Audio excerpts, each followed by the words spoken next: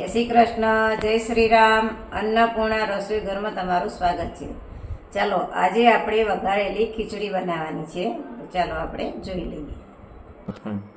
ચાલો આપણે ખીચડી બનાવવા માટે એક વાટકો આપણે ખીચડી તૈયાર કરી લીધી છે. એમાં આપણે તુવરની દાળ નાખેલી છે, મગની ફોતરા વિનાની દાળ અને ફોતરાવાળી બંને દાળ નાખેલી, અને ચોખા અને દાળ આપણે અડધું અડધું કરેલું છે. પછી એક નાનું આપણે ટામેટું લીધું છે, મીડિયમ સાઇઝની એક ડુંગળી લીધેલી છે, એક બટેટું, લીલા લીમડાના પાન, લીલું મરચું, તમાલપત્ર, તજ અને સૂકું મરચું, અને આપણે સિંગદાણા લીધા છે. અન્ય મસાલા સૂકા પછી આપણે લઈશું. તો આપણે પહેલાં ખીચડી ધોઈ લઈશું. ચાલો આપણે ખીચડી ધોઈ અને આપણે પલાળી દીધી છે. આપણે 5 મિનિટ સુધી ખીચડી પલાળવાની છે. ત્યાં સુધી આપણે શાકભાજી વઘારી લઈએ. ચાલો આપણે 1 મોટી ચમચી તેલ અને 1 મોટી ચમચી આપણે ઘી લીધેલું છે. તમે એકલું ઘી પણ લઈ શકો અને એકલું તેલ પણ લઈ શકો છો. હવે આપણે 1 ચમચી રાઈ નાખીશું. હવે આપણે ગેસ ધીમો કરી દઈશું. રાઈ આપણી તતડી ગઈ છે. હવે આપણે હિંગ નાખીશું. આપણે અડધી ચમચી જીરું નાખીશું, અને તમાલપત્ર અને આ સૂકું મરચું છે એ નાખીશું આપણે. અને આપણે મીઠા લીમડાના પાન અને લીલું મરચું નાખીશું. અને હવે આપણે સિંગદાણા નાખીશું. સિંગદાણા આપણે થોડા ખાવા દેવાના છે. ચાલો આપણે સિંગદાણા સરસ થોડા ફૂટી ગયા છે. તો હવે આપણે ડુંગળી નાખીશું.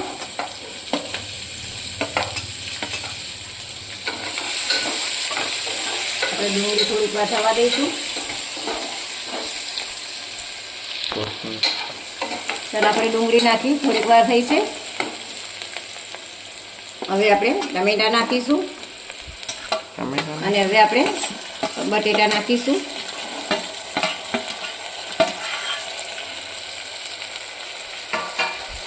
હવે આપણે આને સરસ મિક્સ કરી દઈશું અને ગેસ ધીમો કરી દઈશું આપણે. હવે આપણે આમાં અડધી ચમચી હળદર નાખીશું.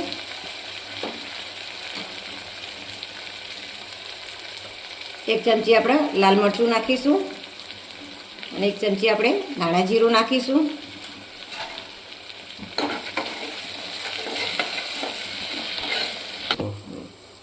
હવે આપણે સ્વાદ પ્રમાણે મીઠું નાખીશું.